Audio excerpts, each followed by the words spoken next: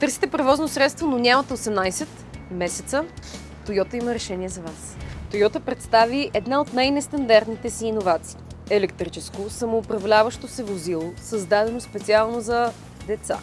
Концепцията, наречена Toyota Kids Mobi, бе показана на Japan Mobility Show 2025 година и предизвика голям интерес по света.